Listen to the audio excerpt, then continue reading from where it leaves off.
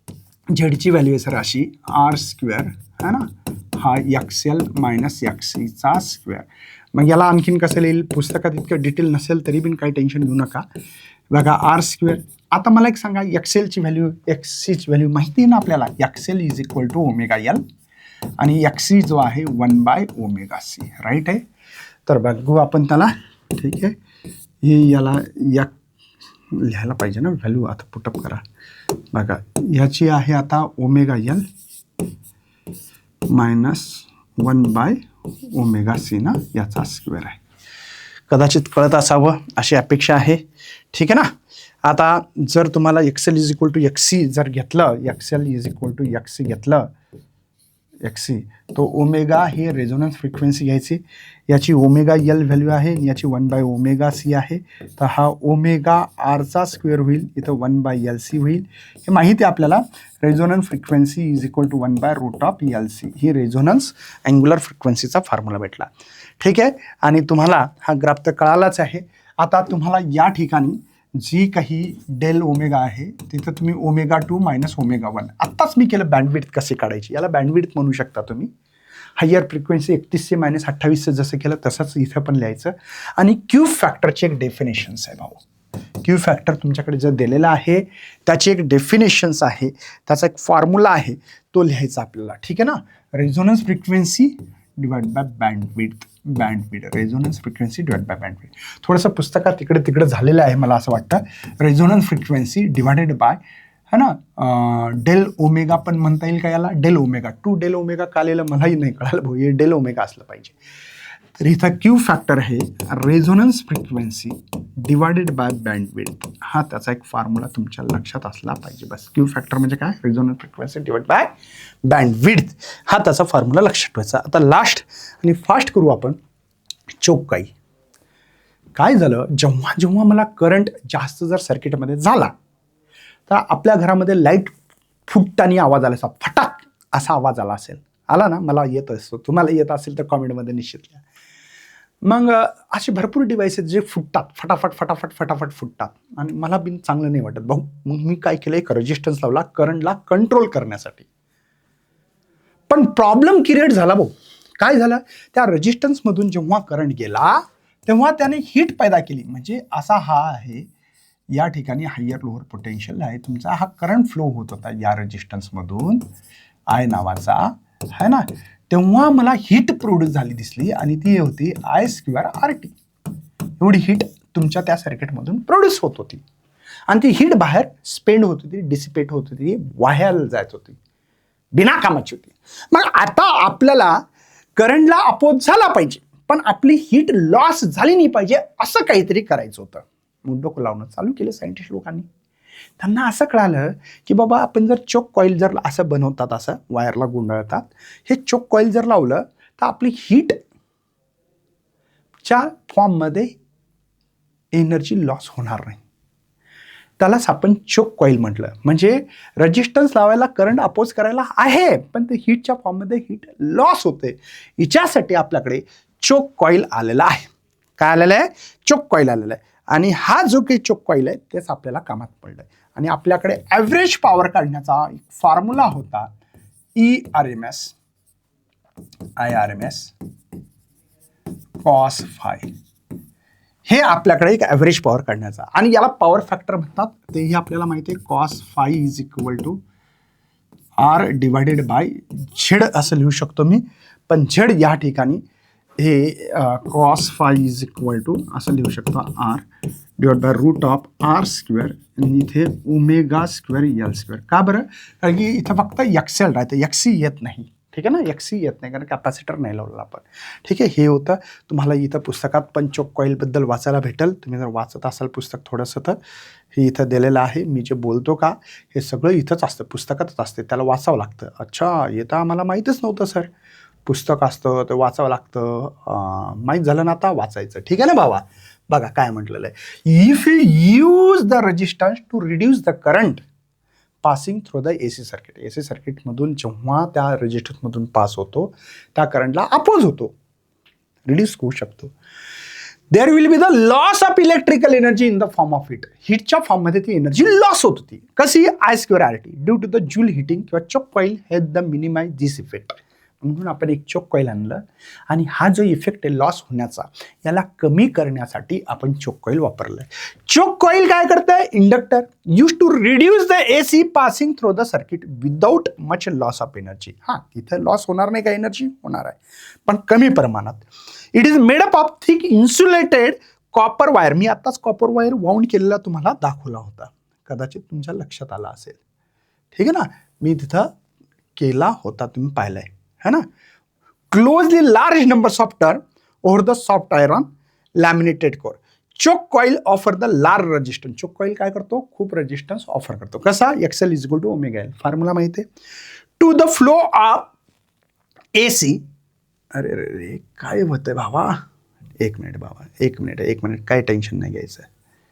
बघा, average power dissipated in choke coil आपण असा काढलेलं आहे. इथपर्यंत आलतो का? हां. Average power dissipated in choke coil IRMS ERMS cos phi, where the power factor cos phi is equal to R root of R square plus omega square L square. For choke coil L is very large, R is very small, cos phi nearly 0 and power. हे तुम्हाला वाचायचं, loss कसा कमी होत होते मी सांगितलेलं आहे तुम्हाला. मला वाटतं हा चॅप्टर संपलेला आहे. सिलेबस पण संपत आलेला आहे, कारण की स्ट्रक्चर ऑफ आयटम पण तिकडे चालू आहे, इकडे AC सर्किट चालू आहे. 2 चॅप्टर बाकी आहेत. तुमचा सिलेबस संपला का नाही कॉमेंटमध्ये लिहा. काय व्हिडिओ पाहिजे ते लिहा, आपण आणखीन बवाल करणार आहे. भेटूया अशा सेशनमध्ये. तोपर्यंत बाय बाय. जय हिंद, जय भारत, जय महाराष्ट्र. Bye bye.